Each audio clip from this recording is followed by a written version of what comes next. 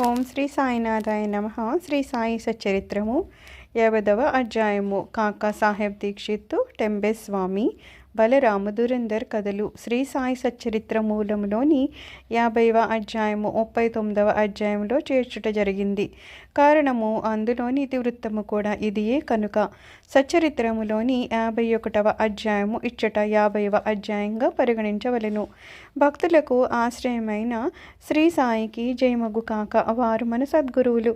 వారు మనకు గీతార్థమును బోధించెదరు, మనకు సర్వశక్తులను కలుగజేయుదురు. ఓ సాయి, మా యందు కనుకరించుము, మమ్ము కటాక్షింపుము. చందన వృక్షాలు మలయ పర్వతంపై పెరిగి వేడిను పోగొట్టును.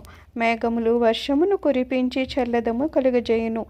వసంత ఋతువునందు పుష్పములు వికసించి అవి దేవుని పూజ చేయుటకు వీలు కలుగజేయుచున్నవి. అట్లనే సాయిబాబా కథలు మనకు ఊరటను సుఖశాంతులను కలుగజేయుచున్నవి. సాయి కథలు చెప్పువారును వినువారును ధన్యులు పావనులు. చెప్పువారి నోరును వినువారి చెవులను పవిత్రములు.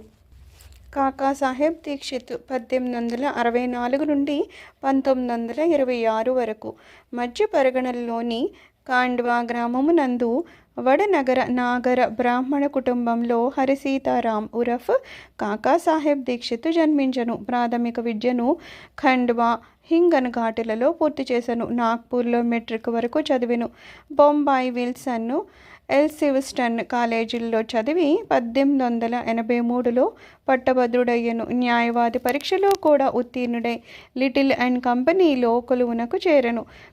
తుదకు తన సొంత న్యాయవాదుల కంపెనీ పెట్టుకొనెను. 1909కి ముందు సాయిబాబా పేరు కాకా సాహెబ్ దీక్షిత్కు తెలియదు. అటు పిమ్మట వారు బాబాకు గొప్ప భక్తులైరి.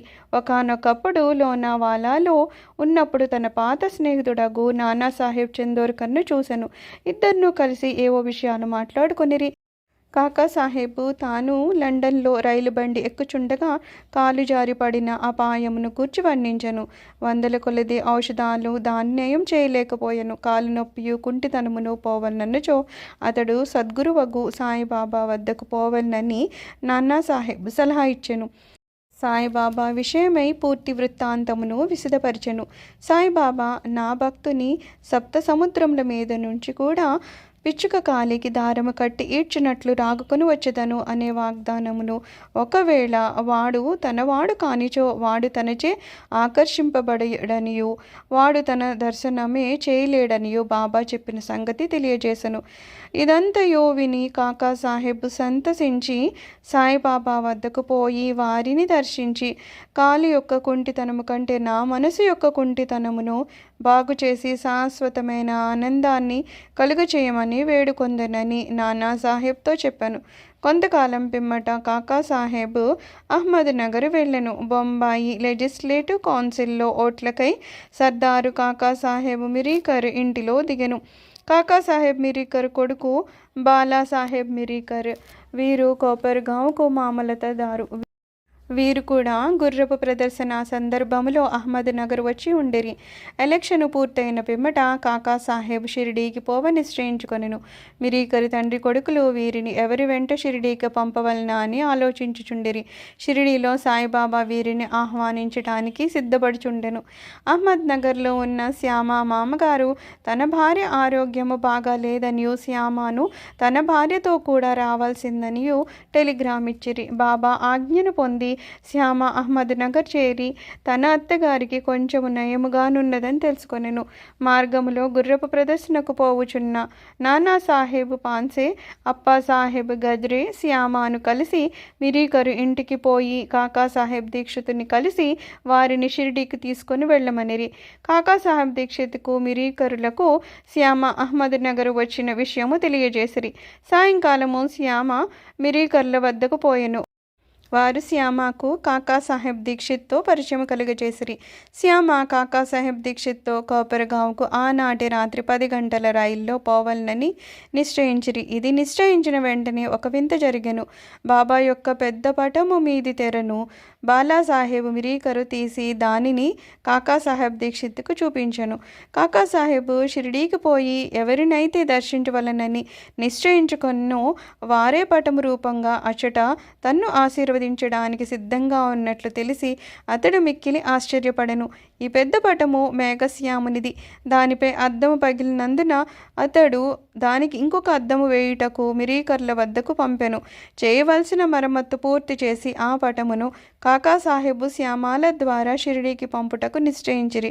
10 గంటల లోపల స్టేషన్కి పోయి టిక్కెట్లు కొనిరి. బండి రాగా సెకండ్ క్లాసు క్రిక్కిరిసి ఉండుటచే వారికి జాగా లేకుండెను.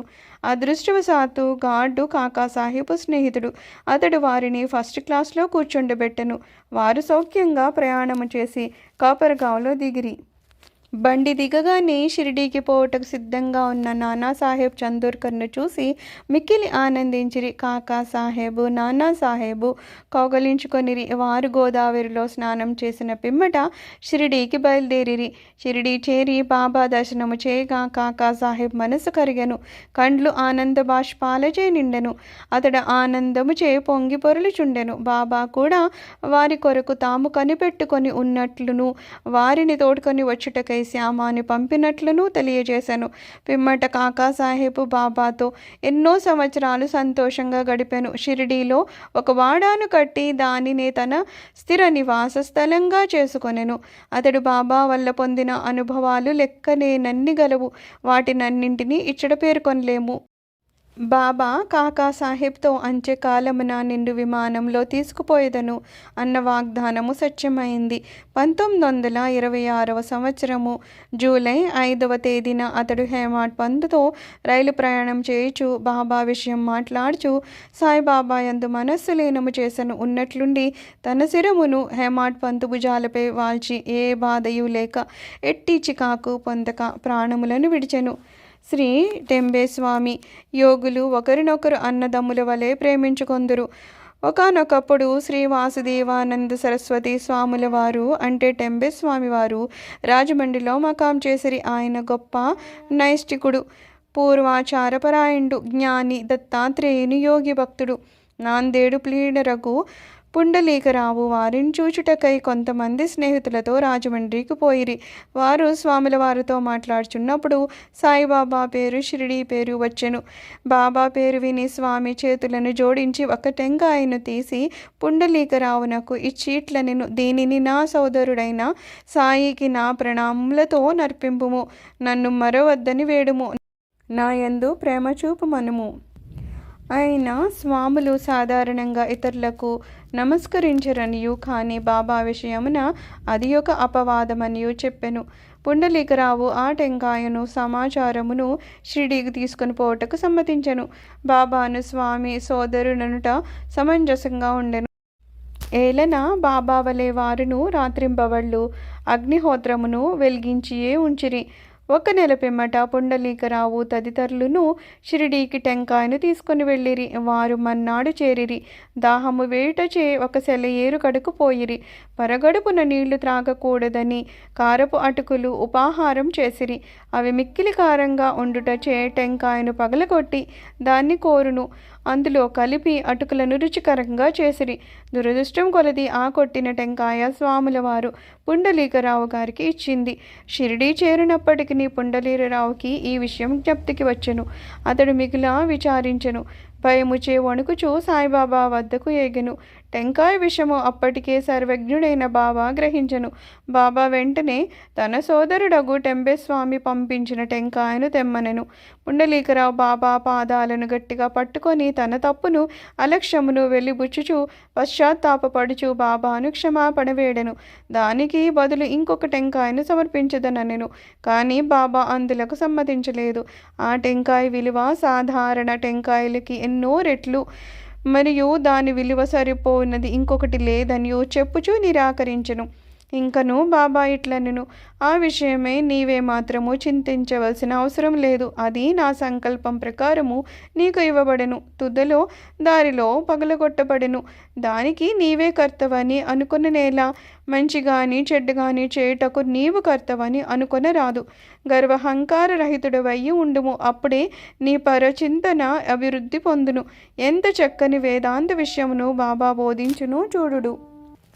బాలారాం దురందర్ 1878 నుంచి 1925 వరకు బొంబాయికి దగ్గరనున్న శాంతాక్రజ్లో పఠారే ప్రభు జాతికి చెందిన బాలారాం దురందర్ అనువారుండిరి. వారు బొంబాయి హైకోర్టులో న్యాయవాది. కొన్నాళ్ళు బొంబాయి న్యాయశాస్త్ర కళాశాలకు ప్రిన్సిపాల్గా ఉండెను. దురందర కుటుంబంలోని వారందరూ భక్తులు, పవిత్రులు, భగవచ్చింతన గలవారు. బాలారాము తన జాతికి సేవ చేసెను. ఆ విషయమై ఒక గ్రంథమును రాసెను.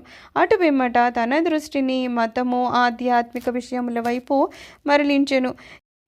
గీతను, జ్ఞానేశ్వరిని, వేదాంత గ్రంథములను, బ్రహ్మ విద్య మొదలగు వానిని చదివెను. అతడు పండరీపుర విఠోబా భక్తుడు. అతనికి 1912లో సాయిబాబాతో పరిచయం కలిగెను.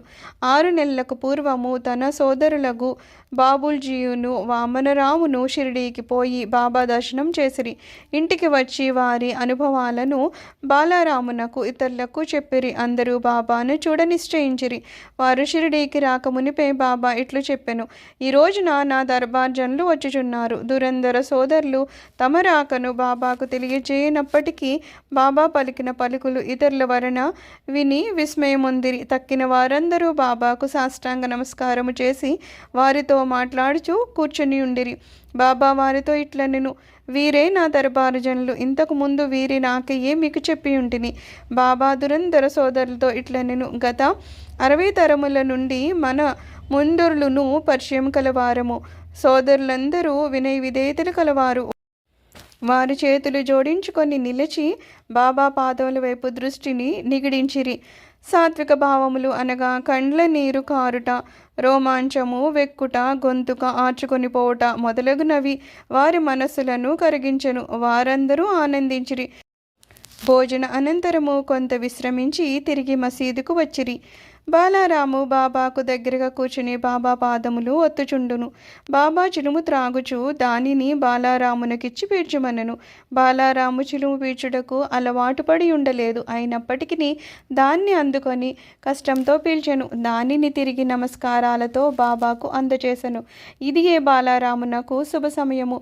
అతడు 6 సంవత్సరముల నుండి ఉబ్బసం వ్యాధితో బాధపడుచుండెను. ఈ పొగ అతని వ్యాధిని పూర్తిగా నయం చేసెను. అది అతన్ని తిరిగి బాధ పెట్టలేదు. 6 సంవత్సరముల పిమ్మట ఒకనాడు ఉబ్బసము మరలా వచ్చెను. అదే రోజు అదే సమయమునందు బాబా మహాసమాధి చెందెను. వారు షిరిడీకి వచ్చినది గురువారము. ఆ రాత్రి బాబా చావడి ఉత్సవము చూచు భాగ్యము దురందర సోదరులకు కలిగెను. చావడిలో హారతి సమయమునందు బాలారాము బాబా ముఖమునందు పాండురంగని తేజస్సును, ఆ మరుసటి ఉదయము కాకడ హారతి సమయమునందు అదే కాంతిని, పాండురంగ విఠలుని ప్రకాశమును బాబా ముఖమునందు కనెను. బాలారాం దురందరు మరాఠీ భాషలో తుకారాం జీవితమును రాసెను. అది ప్రకటింపబడక మునిపే అతడు చనిపోయెను. 1928 అతని సోదరులు దాన్ని ప్రచురించిరి. అందు బాలారాము జీవితము ప్రప్రథంన వ్రాయబడెను. అందు వారు షిరిడీకి వచ్చిన విషయము చెప్పబడి ఉన్నది. శ్రీ సాయినాథాయ నమః. 50వ అధ్యాయము సంపూర్ణము. సద్గురు శ్రీ సాయినాథ అర్పణమస్తు. శుభం భవతు.